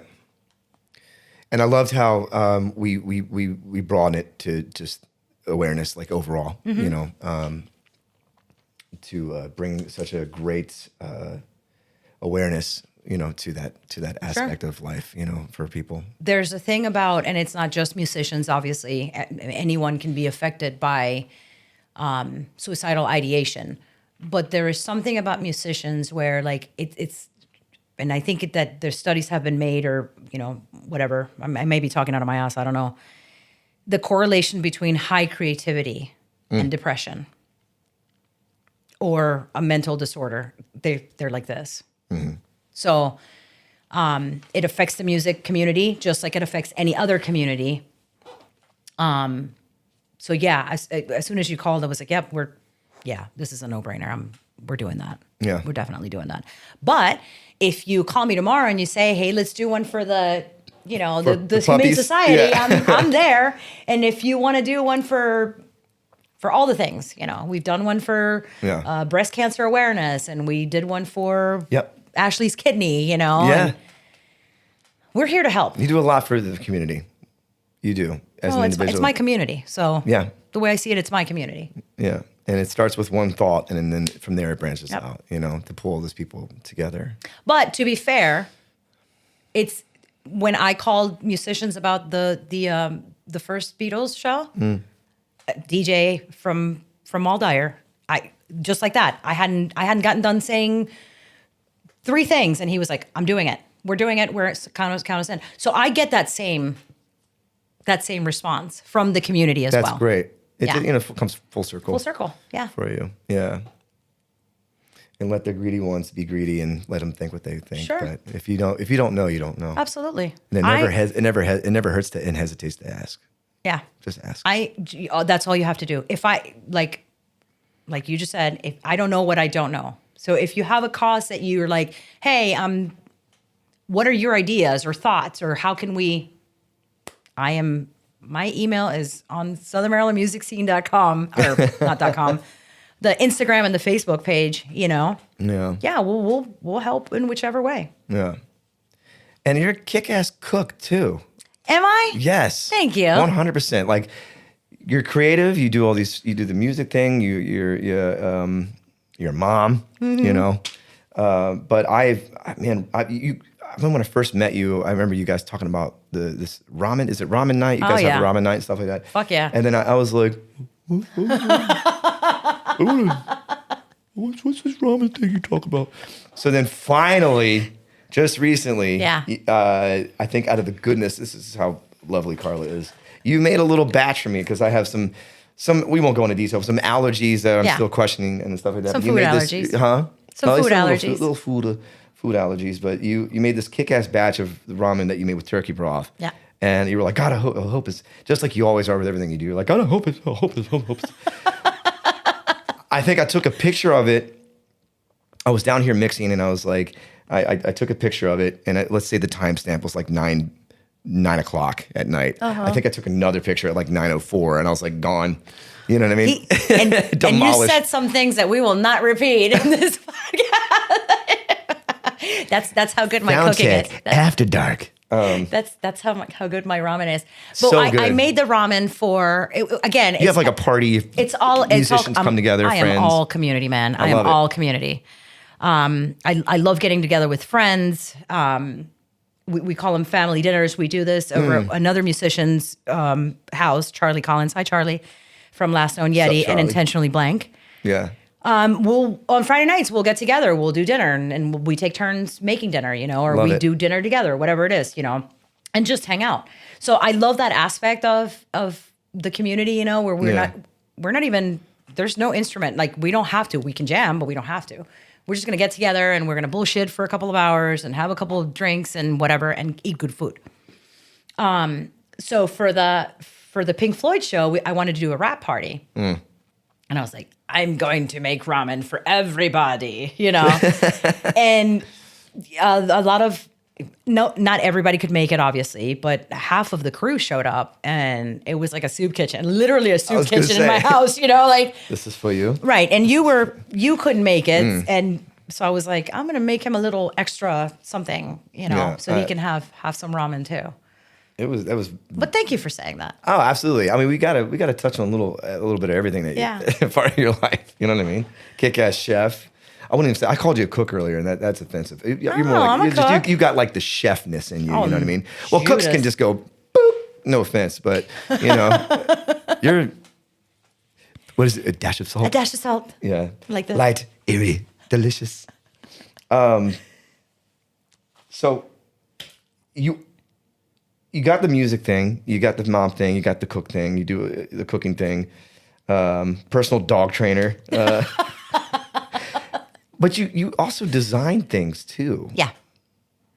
And I would say this is kind of the other side of your life as well. You design, I mean, I've seen some of your designs, they're really kick-ass. Thank you. You did the Rock With Me thing. I did. Design. I mean, there's a thousands of things that you do, but you have this, I've seen your setup at home. Everyone's got you have like your own little personal studio next to the thousands and thousands of vinyl and records that you and Jay have, and the CDs and whatever else you. But you got like, it's not like you just design on like Adobe. Like, you have the actual tools. Yeah. And like a tradesman almost. Like, you're very kick ass at this part of this aspect. Thank you. Is there anything that you're not good at? I'm not. Can you play the trumpet? A lot of things. I cannot play the trumpet. Okay, that's two of us. Sorry. I cannot play the trumpet. And I suck at a lot of things. Trust me. Same. We all do this. But just like everything, I am self-taught, and just about everything that I do in my cooking, in my design, in music, all of it. I use the analogy that I'm like the Kool-Aid man, just busting through the wall. Oh yeah. Oh no! No, I was kidding.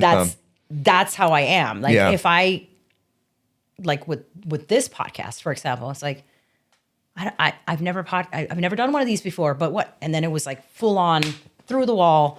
How do we do this? How do we blah? And there's still so much that I don't know about it. Like, I'm talking to other podcasters, like, hey, can you help me put this in these other platforms? Because I don't know what the fuck I'm doing, Yeah.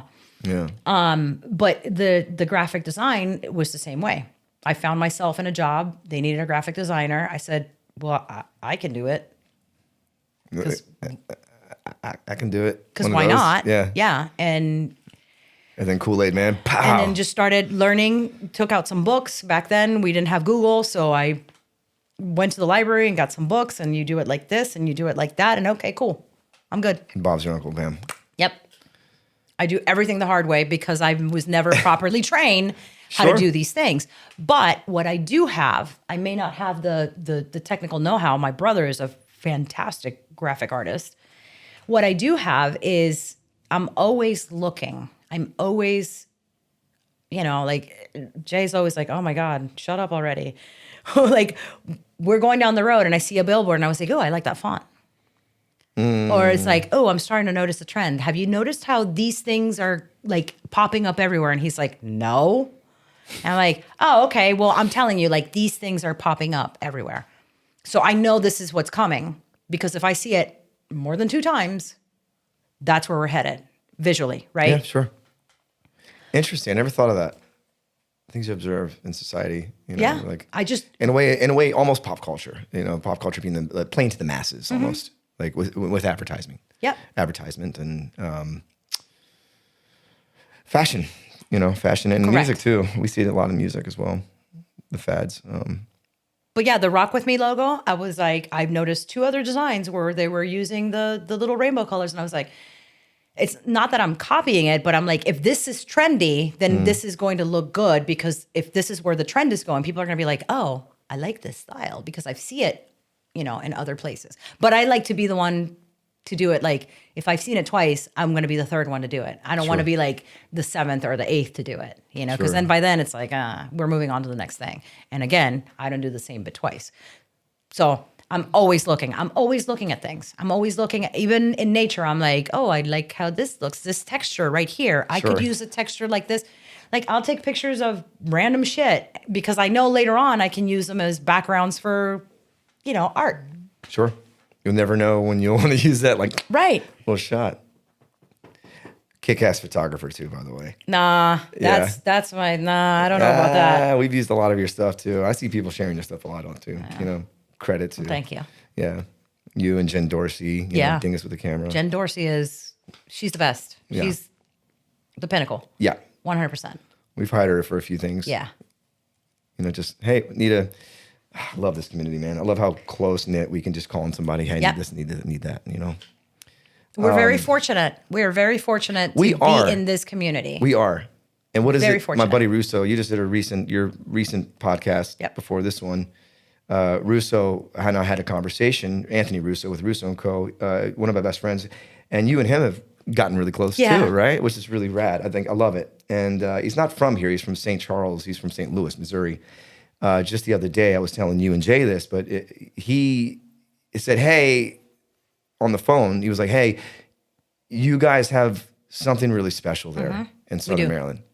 And I was like, oh, cool, man. He's like, no, seriously, like, you really have something special there. He's like, keep it going. Yeah. And especially with someone like you. He's like, with Carla, we're lucky to have people like you and like Lynn Ehring, who are just we call him the ambassador of the music scene, because he just every week he puts, even the Baynet has put stuff on Lynn's music listings or whatever, But like, I don't know, like there's just something about you that's, I think we all cherish. You're everybody's buddy. You're everybody's best friend.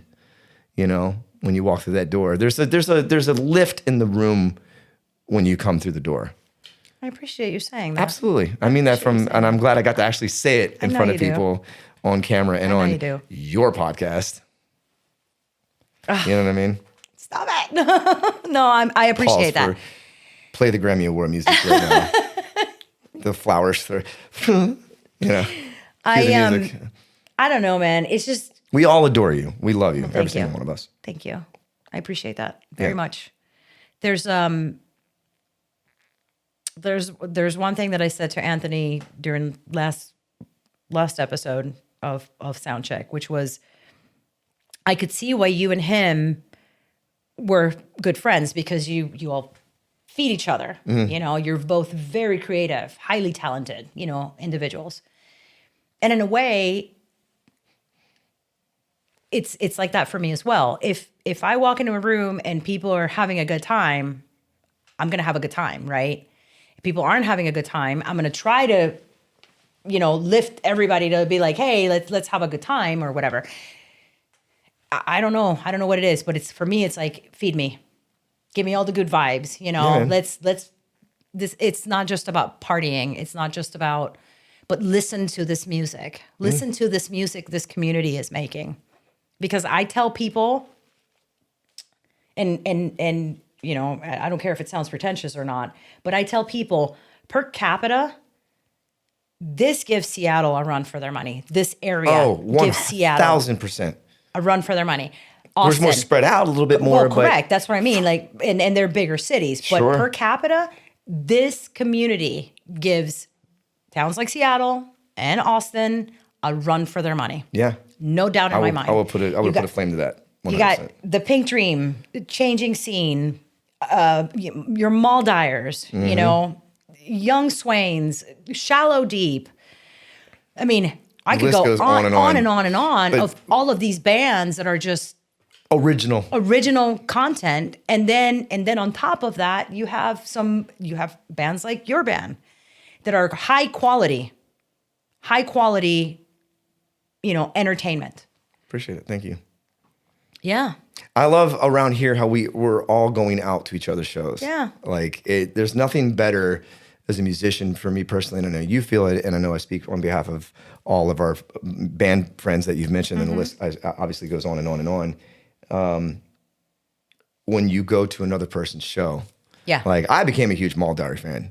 Like I think you were like, hey, take a listen to this podcast mix, and then I kind of like put like I did a couple clicks with a mouse and just kind of gave my 2 cents, but I was like, I really like these guys. The Lace Up Your Boots Boys. Yeah. I love that fucking song. Yeah. To the point where I fangirled the hell out. I wanted a poster, and DJ was like, just take it. I was like, oh, hell no. He's like, if you put any money on that table. I know. And He was like, serious, too. I was like, oops. And I think I dropped something. I'm not going to say what it was. And he was like, he like chased me down the ramp Yeah, he at the did. Rex. But I made all the boys sign it, and Runaway Guns. Yeah. I became a huge fan of Changing Scene. I'm still trying to catch up with that. That band is amazing. It is. They there's- are. I mean, the list goes on and on. But it inspired me, and I know some people might think, oh, he's full of shit or whatever. No, it's inspired me to the point where, and the guys from Hydra Effects, to write music. Isn't that amazing? I love it. I've wrote music, but I haven't written an album. Written an album. There's that transatlantic accent where it's I haven't written an album in probably 10, 12 years. But this is the first time I've collaborated with a group probably since high school with the band Hayes. Yeah. Where like just the 4 of us are just woodshedding, you And know? let me tell you. And I'm telling you, if it wasn't for people like you, friends like you, and then like meeting I wouldn't have never have met Mal Dyer or have been gotten closer to Aaron from Roachzilla, who's also in Mal Dyer Yep. and DJ. Just I can name hundreds and thousands of people. So if I'm Yep. leaving your name out, please know it's all about you as well. But for me personally, on your podcast show, the inspiration has gone just Google amount away from where I was. I love it. Probably 2 years ago, and I that's love why I it. got it tattooed. Inspire and be inspired. Yeah. I love it. I love it because we should be inspiring each other, right? I mean, like, And elevating like you do. same thing has happened. Well, thank you. Same thing has happened to me where now I'm like, I've been like, I want to start writing again. I want to, and just not too long ago, I started writing again. Love it. Which was something that I hadn't done in decades, So we're all benefiting from it because we're all inspiring each other. And I absolutely dig that part about it. Just like you said, I mean, we could list all the bands and I am a fan. I truly am a fan. If you're out there, if you're up there bearing your soul for my entertainment, I'm a fan. Awesome. I am a fan. Now I do have some that are like, oh, I really, these are my guys, Yeah. or my girls or whatever, my people. But if you're up there doing the thing, I'm your fan. I'm always going to be your fan. I'm going to be a cheerleader for you because it takes more than, shit. You and I have been doing it for a very long time, so we're kind of used to it by now. But even there are times when I get up there and I'm like, oh my God, what are we doing? Oh my God. What you see and what is being felt. Yeah, a lot of people, oh, you do it all the time. But I know I've talked to you about this because I've not said it a few times maybe here, but like I'm scared as shit. But to this day, nervous. Yeah. I'm a Well, nervous wreck. Right. And you're nice, nervous wreck. But also like you're writing a song and you're vulnerable to people saying, well, your song sucks. Or, I didn't like how you did this, or I would have done that, or whatever it may be, Yeah. You're exposing yourself 100%. You're putting it out there. 100%. Part of your soul's going out there too. Yes. So for me, it's like I dig what you're doing. I know what it takes to do what you're doing.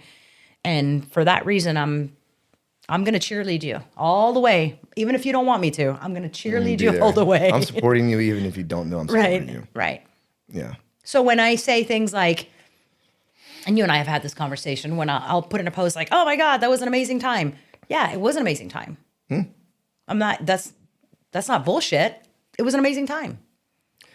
Well, I think I speak for everybody when I say thank you for what you do for this community and the dedication that you put in. Not only is your page dedicated, but it takes someone of your caliber to put that dedication in. I mean, time in 24/7, you're doing it. On top of all the other things that you're doing in life, you're also just, and you don't have to. No one's holding the gun to your head and saying, okay, you have to do this. And you're not doing it out of pity. You're doing it because you truly love it. And I think we all feel that. And so I speak for everybody when I say, like, thank you for what you do.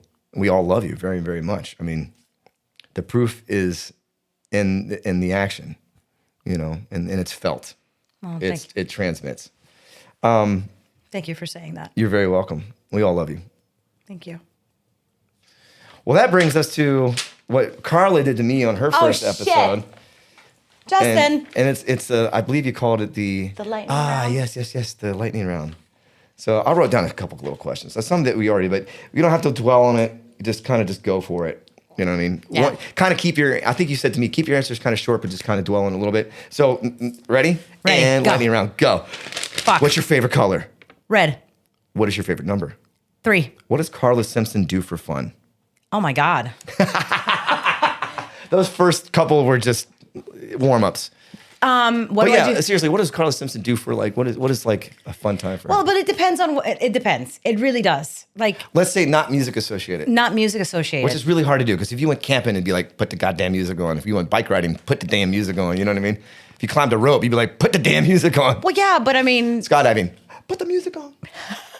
Can you wear headphones when you dive? When you skydive, can you wear earbuds?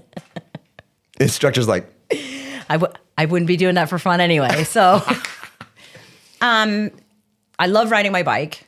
So I know you said, but I don't have to have music to ride my bike. I think, I know it sounds kind of boring, but it really isn't. It like takes me somewhere else. Just like music takes me to different places all the time. transports you, a portal. Bike riding does the same thing. It takes me somewhere else. That's Surfing awesome. is another one. And I'm not claiming to be a surfer. I've only done it a handful of times, but it was that same, like, just, Hell yeah. man, you're not thinking about anything but what's in front of you. And it's like, there's like a peace of mind. 100%. Yeah. Yeah. So for fun, yes, I ride my bike. What else do I do for fun, Jay? Is he sleeping? No, he's laughing. I have to ask, who's your favorite drummer? You, No, shut up. Stuart Copeland. Stuart Copeland. Yeah. Besides Miles, Stuart Copeland. Yeah. Okay. Yeah, we have a good taste in I know. I love. I could talk to you about drummers all day. Oh, long. yeah. No, we and can- Jay too. When I found out Wait. Jay was a drummer, I was like, Jesus, I love these guys. we can talk about We could drums go- all the time. Oh, 100%. Down to it's not like we talk about drummers. It's like we talk about the snare Yeah, sound. and the kick drum sound. And Right. this snare is a little bit more fat. We nerd out. Right. Favorite guitar player. David Gilmour. Right on. Yep. Favorite bass player. You didn't see that one coming. I was like, Shit. ooh, this is a good one. Favorite bass player. Because you play bass too, and I know you have the John thing Paul- about you, who? John Paul Jones. Right on. Led Zeppelin. Okay. Yep. Okay. And then I have to ask, and I think I know the answer, but we're all curious to know, who's your ultimate favorite singer in the whole world? It's hard because singers can be artists, hard. artists can be in the band, but singer, someone who just brings it out for you. Someone whose voice I love. Yeah, and just you're like, oh man. Oh, that's hard. Jeff Buckley. Okay. I could go with Jeff Buckley and feel good about that answer. But also Paul McCartney.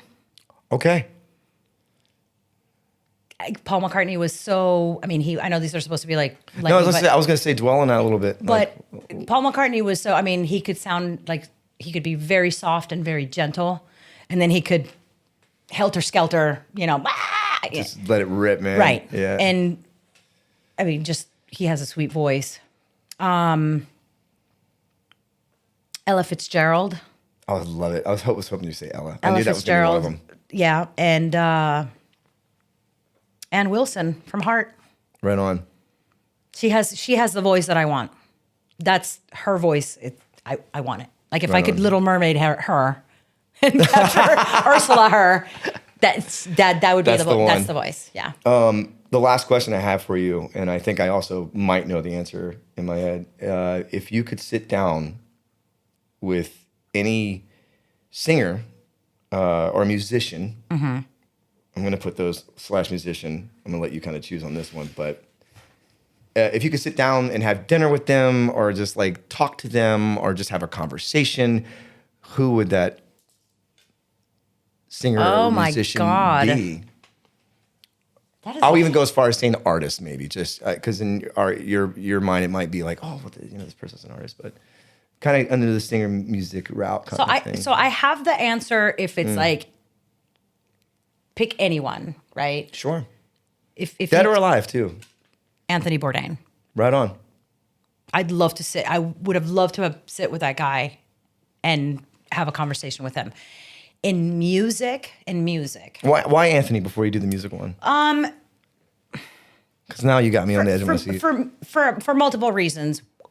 Mostly because, I don't know, there was something about him traveling and him being so open-minded to other cultures and, like no judgment type of thing. I think we need more people like Anthony where they travel, they go meet other people and meet them where they are, where they are. Don't come to me, I'll come to you, right? See how you live, see how you worship, see how you cook, see how you learn, all of those things, right? So like-minded in some ways, but also like, the dude saw a lot of shit. Yep. He went to a lot of countries, saw a lot of things, did a lot of things. Fascinating. Ate a lot of things. But no, that was always my, like, if you could sit down and have a beer with somebody, he's my answer. Cool. What about on the music side? Music. Shit. I don't know, man. That's hard. It's like sitting down, having a couple appetizers or maybe a full-scale meal. Yeah, one-on-one. Because I would want somebody that I could learn from, but somebody that would make me laugh at the same time, Somebody who I could be relaxed around. And I'd be like, do you remember that? When you were in the Beatles? that was awesome. We don't spend a lot of time together at all. No. God, I don't know, Justin. That's fuck it. I'll say Trent Reznor. Right on. Yeah. Okay. Yeah. My guess would have been David Bowie, but yeah, he would have been a good one too. Yeah. It's hard to pick. You probably have. Can I just have a whole supper with that? Do the 12, like the Last Supper with 12 people, right? Not the Last Supper, but except it's like right. Yeah, David Bowie would have been a good one. The thing about him though is that he would probably intimidate me because he was so wise. Like the way he spoke, he said things that I would be like, I'm just stupid little old me over here. Yeah. You'd be like, what's your favorite color? I know. What's your favorite food to cook? Like, shut up. To bring this for landing, talk about some shows that are coming up. You and Titus and, what other exciting things that might be coming down the pipeline in the future. I mean, wink, wink, hint, hint. Some I can't talk about. Sure. Damn it. Because they're a little far away. Trying to get her to get the scoop out there. Well, obviously, I'm planning something with you and Greg for 2025. So sure. that's how far. That's all you're gonna get. That's how far we're going, and it's gonna be. My God! If we can pull this off, I'm gonna be happy, very happy. But no, we're gonna do the Floyd show again in June 22nd at the Last Drop. Basically the same cast. Cool. I love that you call it a cast. Yes. I love it. We've added a few people. We've added Tara Ray from Nightcap, and she's like, bucket list to work with. Awesome. Rob Blake is joining, and who else? Mike Dameron, I think. Mike Dameron. Yeah. Yes, thank you. Mike. Yeah. Mike Dameron. So I'm really excited. I wanted Mike for last time, but he was already booked. I wanted Tara for last time. He was already booked. Yeah. And Rob as well. So we got them, and I'm super excited. I'm super excited for that. I love it. We are going to do something different with the Pink Floyd show. Cool. So you'll have to come and see. You just gotta wait and see. You gotta wait and see. And then Becky and I get your coupons. And then Becky and I are we're picking up gigs here and there, man. Yeah. You guys are full freaking steam ahead, man. I think we're we're, new blood, and we're fun. We're bringing a lot of songs that a lot of people aren't doing per se. Sure. Yeah, your playlist, your set list is very different and unique, and I enjoyed it. I know I went and saw you guys a few weeks ago, and I was just like, all I wanna do, and I want to learn it. You're like, you're gonna play that tonight. You should play it tonight. Absolutely, you should. Don't. But no, we're doing Whitney, we're doing Prince, we're doing Madonna, Cyndi Lauper. Y'all did Venus is her name. Bum bum got it. I was like. And then I was in there, I was like, oh, baby, she's got, oh, man, what's wrong with me? It's the Venus in you. It's the Venus. You only wear the glasses when you play the bass. I always have to say that every time we're on camera. People are like, what the hell is he talking about? So, yeah, and they can check your schedule out. You got Instagram, you got Facebook. We have an Instagram, we have a Facebook. Obviously, Southern Maryland Music Scene will be Music Scene, you can find it there. We have a, if you don't know about it, we have not just this YouTube channel, but we have a Facebook and an Instagram, and you can find out who's playing it's a one-stop shop. Who's playing anywhere during the week. And then when I go to shows, I'll take photos, I'll take videos, and just to expose people to like, hey, you should really come out and support your local bands because, man, we have it so good right here.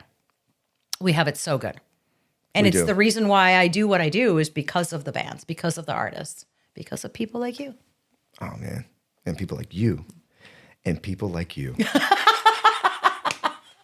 Can you do like a little... Please put that in there.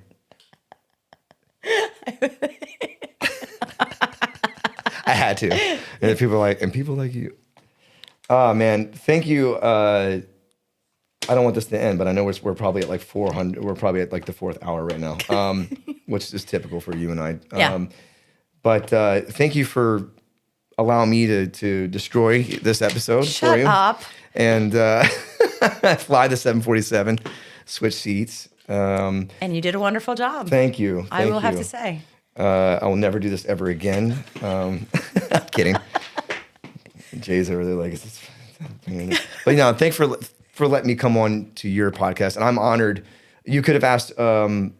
hundreds of other people to do what I did, and I know I was your first guest, and you could have had anybody do it, and the fact that you asked me to do it was awesome. But more than and that, a huge mistake. No, it was not. I'm thankful to you for saying yes, and more than that, I wanted it to be a little extra special.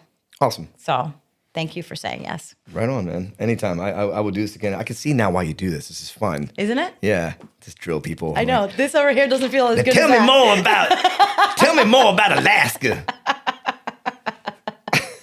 Over here, it doesn't feel as good as that one. That seat's much better, let me tell you. It's fun. I think to end it, we should switch back. You get back into your seat. Now it's like full circle. And I can do this. I almost tried to hit the camera, but it didn't work.